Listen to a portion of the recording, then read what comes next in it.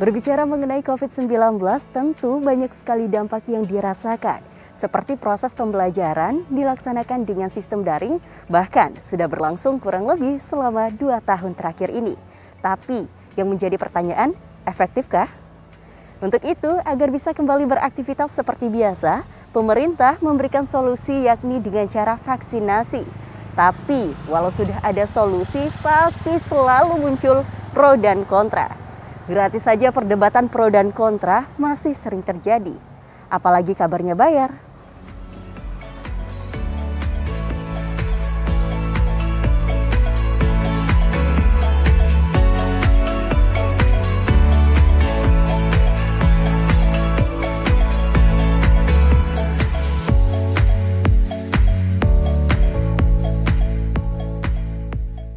Baik, Assalamualaikum warahmatullahi wabarakatuh. Saya Hendri Kartiko, saya Ketua DPM Universitas Muhammadiyah Bengkulu. Assalamualaikum warahmatullahi wabarakatuh. Nama saya Irma Puspitasari, program studi ilmu keperawatan. Assalamualaikum warahmatullahi wabarakatuh. Perkenalkan saya Jessi Renika, mahasiswa Universitas Muhammadiyah Bengkulu. Saat ini saya semester 8 dan sedang menggarap skripsi. Bismillahirrahmanirrahim. Perkenalkan, nama saya Muhammad Yusuf, mahasiswa Universitas Muhammadiyah Bengkulu, program studi manajemen.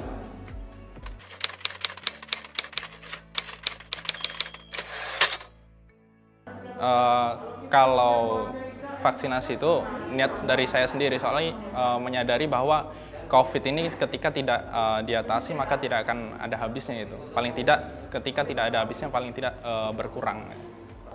Awalnya memang takut untuk divaksin karena banyak berita hoax yang efek samping dari vaksin ini apa, banyak meninggal atau ada yang penyakitnya semakin parah, ada yang terpapar COVID lagi gitu kan. Awalnya seperti itu, tapi setelah dipikir-pikir, setelah tadi disosialisasikan oleh dokter-dokter yang ada dari Polda Bengkulu menjelaskan bahwa vaksin ini tidak apa-apa, vaksin ini aman gitu kan. Kalaupun ada efek samping ya itu memang dari orangnya tersebut. Jadi nggak apa-apa vaksin, niat dari sendiri.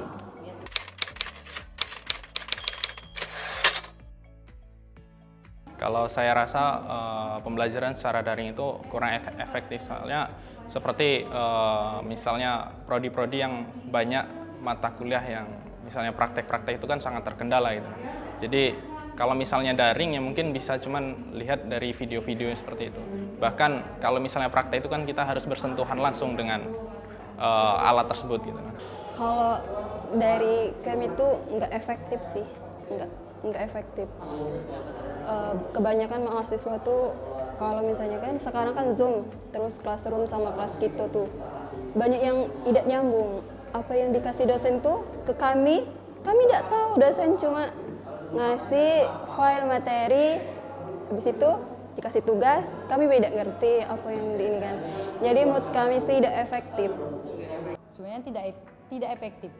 Yang pertama, kita tidak bisa menyaring ilmu secara langsung, mendapat informasi secara langsung. Terkadang kita belajar ini hanya diberi tugas, dan tugas. Akan tetapi tidak ada ilmu yang kita dapat gitu kan. Bahkan itu membuat stres, ada yang depresi gara-gara mereka terlalu banyak tugas. Terkadang apalagi yang memang orang-orang yang tinggal di desa sinyalnya terkendala, menurut saya itu tidak efektif. Lebih baik diadakan tatap muka tapi dikurangi jam untuk belajarnya. Baik, perkuliahan ini di masa pandemi ini sangat tidak aktif menurut saya karena online. Karena satu, akses internet di Bengkulu belum mencapai 100%. Karena salah satunya Universitas Muhammadiyah Bengkulu ini tidak hanya di kota Bengkulu mahasiswanya. Banyak di pelosok-pelosok, di desa-desa yang ada di Bengkulu ini. Mulai dari Kabupaten Seluma, Bengkulu Selatan, Kaur, Muko-Muko, Rejang Lebong, Lebong itu belum terpenuhi. Bahkan akses Telkomsel pun susah. Mereka ingin memanjat pohon dulu untuk berkuliah, bahkan untuk absen saja. Maka mereka harus terpaksa, kami harus terpaksa untuk ke kota. Akan menambah beban lagi, sedangkan ekonomi orang tua menurun dan sebagainya, itu sangat membebani. Hanya untuk kami berkuliah Zoom atau kuliah mengisi absen di kosan, tidur, sudah itu menunggu Zoom lagi. Itulah pekerjaan kami di kosan. Jenuh artinya mahasiswa di situ. Baik, sangat bagus apabila vaksin ini sudah sangat walaupun vaksin ini belum bisa menjamin 100% kita ini tidak terkena lagi virus corona, tapi setidaknya vaksin ini bisa mencegah. Walaupun kita tidak tahu ya ajal itu kapan akan datang, tapi setiap makhluk yang hidup pasti akan mati kan.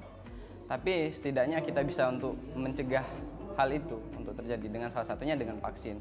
Nah, saya berharap ke depan pemerintah dan seluruh lembaga lainnya dapat bekerja sama dan benar-benar serius untuk memberantas pandemi COVID-19 ini. Saya rasa ini sangat efektif ya. Seperti halnya kalau ketika mumpung gratis juga kan, ini diselenggarakannya gratis juga. Untuk pertama itu untuk mahasiswa, walaupun belum seluruhnya, tapi ini salah satu tindakan yang nyata dari Universitas Muhammadiyah Bengkulu yang menyelenggarakan vaksinasi untuk mahasiswanya itu. Sebab bisa jadi ini salah satu salah satu cara untuk kita bisa belajar bertatap muka. Afirmasi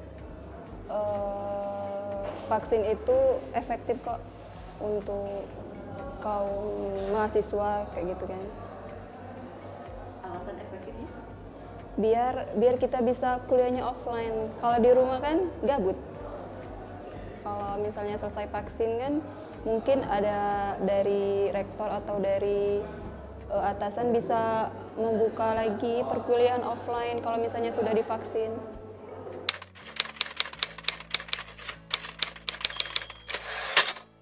Yang pertama, kita harus mengetahui dulu apa sebenarnya vaksin ini dan mengapa perlu vaksin. Itu yang perlu kita ketahui. Ketika ditanya efek samping, ya tadi dijelaskan sama dokternya ada efek samping. Entah itu mual, muntah, atau pegal-pegal, bahkan demam. Itu efek sampingnya hanya berjalan untuk beberapa hari saja. Setelah itu ya kembali normal lagi.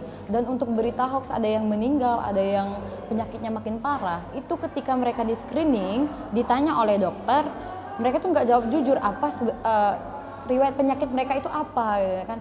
Ketika mereka nggak dijawab jujur, nah pada saat mereka setelah vaksin akhirnya mengakibatkan efek tersebut ya seolah-olah itu dari vaksin tersebut gitu, padahal enggak gitu kan. Jadi untuk masyarakat semuanya, vaksin ini aman, sehat. Kalaupun ada efek samping itu hanya berjalan untuk beberapa hari saja. Iya, ini juga menjadi perhatian serius. Pemerintah mewajibkan kita untuk vaksin, tapi ada sesuatu prosedur, harus sehat tubuhnya, tidak ada penyakit.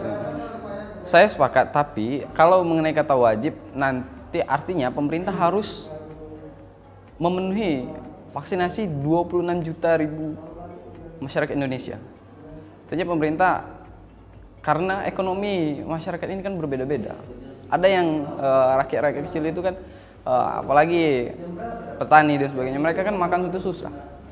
Maka lebih diutamakan nanti untuk diringankan kalau ingin diwajibkan vaksinasi. Utamakan yang mereka yang rakyat-rakyat kecil ini untuk divaksinasi. Mungkin itu saja dari saya.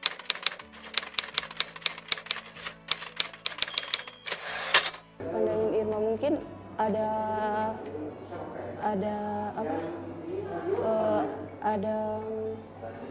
ini toleransi dari pihak kampus sih. Kalau misalnya masalah ekonomi, kan sekarang udah ada beasiswa UKT bagi yang terdampak tuh kan. Mungkin bisa ngikut itu kalau misalnya terdampak ekonomi kan.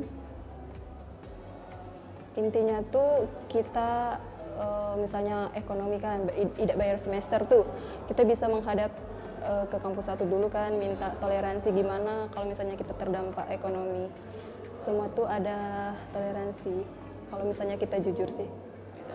Semisal tidak ada toleransi dan sama sekali dan memang itu terjadi pada orang sekitar, tanggapannya gimana? Semisal tidak ada toleransi.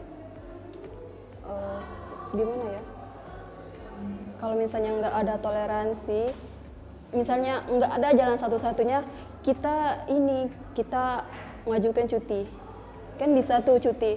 Kalau mungkin tahun ini kita lagi krisis ekonomi tuh, mungkin adanya kita cuti, kita kerja dulu kan, tahun depan kita bisa melanjutkan lagi semesternya, kayak gitu. Kalau menurut tanggapan saya, ketika ada yang putus sekolah karena efek dari pandemi ini, lebih baik cari solusi dulu yang terbaik, kita carikan solusi atau ada beasiswa yang memang khusus mereka yang tidak mampu. Ini kan apalagi di Universitas Muhammadiyah Bengkulu banyak beasiswa yang bisa membantu mahasiswa kekurangan, mahasiswa yang kurang mampu. Jadi kita bantu urus mereka beasiswa, ya itu menjadi solusi. Ketika tidak ada solusi, sebenarnya setiap masalah itu ada solusinya, terutama kan untuk biaya sudah disediakan beasiswa, jadi itu bukan menjadi alasan lagi untuk putus sekolah gitu. Kita pernah mengadvokasi pertama itu untuk meringankan biaya kuliah dengan Bapak Rektor, karena banyak sekali keinginan mahasiswa untuk diringankan uang kuliah, terutama daerah-daerah Curug, karena waktu itu sayur-sayur yang ada di Curug sebagainya itu mereka tidak bisa mengekspornya, tidak bisa diekspor karena ada pembatasan sosial, sehingga produk sayur yang di sana banyak yang busuk karena sudah dipanen dan terpaksa memang harus dipanen kalau sayur itu kan, kalau tidak ya busuk di ladang, maka mereka harus memanennya, membawanya ke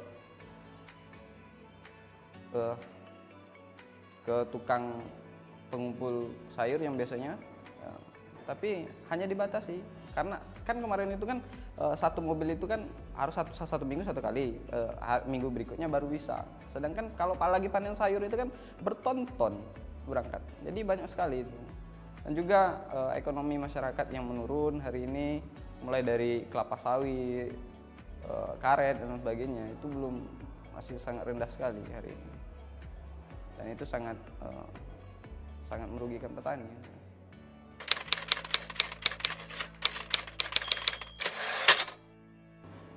Vaksinasi itu bukan berarti untuk menghindarkan kita dari COVID-19 ya. Kita kalau sebagai ajaran Islam itu tidak ada salahnya kita untuk berikhtiar, untuk berusaha memutus tali rantai COVID-19 tersebut gitu. Jadi paling tidak kita sudah berusaha untuk mematahkan tali rantai COVID-19 tersebut. Kalau itu sih hoax, tergantung sih. Kalau misalnya ada berita yang habis vaksin meninggal tuh, mungkin sebelum vaksin dia belum ada penyakit kayak habis pernah cuci darah, mungkin kayak gitu. Ada penyakit-penyakit yang disertai, nggak mungkin habis divaksin tuh langsung meninggal. Itu ada pencetus lain dari vaksin. Kalau menurut Irma sih kayak gitu, nggak ada yang habis vaksin langsung meninggal tuh, nggak ada sebenarnya. Itu tuh ada faktor lain, misalnya ada penyakit lain kayak gitu. Sebelum dia vaksin kan kita ditanyain tuh ada penyakit bawaan atau penyakit yang serius kayak gitu. Mungkin dia nggak jujur kayak gitunya. Jadi itulah menyebabkan dia tuh meninggal. Iya, ini benar sekali. Banyak sekali berita hoax yang menyampaikan bahwasannya vaksinasi ini sangat menakutkan di kalangan masyarakat. Terutama kami yang di kalangan mahasiswa ini juga sering kali ketakutan, apalagi sangat gencar sekali yang dilakukan oleh baik di YouTube, televisi, berita online, itu mengenai psikis kami. Apalagi kami yang awam ini, hanya yang baru belajar hari ini, membaca media, melihat itu, kalau kami tidak bertanya dengan seorang ahli atau dokter atau orang-orang yang ahli di bidang itu, maka kami akan tersesat dengan media itu. Maka Tapi karena saya sendiri sudah berkonsultasi dengan salah satu gugus tugas di Provinsi Bengkulu, kata beliau, dan saya yakin kalau beliau sudah ngomong artinya ada keyakinan di situ. Maka saya berharap kepada pemerintah untuk mensosialisasikan melalui gugus-gugus tugas untuk memerangi media-media hoax ini. Bahwasanya vaksin itu walaupun tidak bisa untuk 100% menghindari kita dari COVID, setidaknya bisa mencegah kita. Selebihnya hanya takdir maut lah yang menentukan. Suratan takdir. Dengan jawaban dan suara dari mahasiswa tadi yang sudah kita dengarkan, pro dan kontra masih ada dalam pemikiran. Maklum, ini adalah fase atau tahap social awareness dan memberikan semangat untuk yang lain ikut dalam gerakan vaksin massal atau serentak ini untuk memutus mata rantai penyebaran virus COVID-19 dengan menciptakan imun menggunakan vaksin COVID-19. Namun yang ditemukan dari pandangan mahasiswa mengenai wacana pemerintah untuk memberikan denda atau menjatuhkan denda terhadap mereka yang menolak vaksin, ini juga jadi bahan pemikiran dari benak masyarakat. Mereka masih berpikir bagaimana harus memenuhi kewajiban jika tidak memiliki kemampuan nantinya untuk membeli vaksin COVID-19 apabila nantinya bayar. Tapi pesan yang bisa diambil juga, yang sudah divaksin pun tetap harus menjaga protokol kesehatan dengan 3M. Mencuci tangan, memakai masker, menjaga jarak. Tentu ditambah 2 lagi, mengurangi mobilitas dan menjauhi kerumunan. Bagaimana hasil dari gerakan vaksin masif, massal, dan serentak ini yang kemudian kita harapkan bersama menjadi salah satu solusi untuk memutus mata rantai COVID-19 yang sudah melanda Ibu Pertiwi lebih dari 2 tahun ini.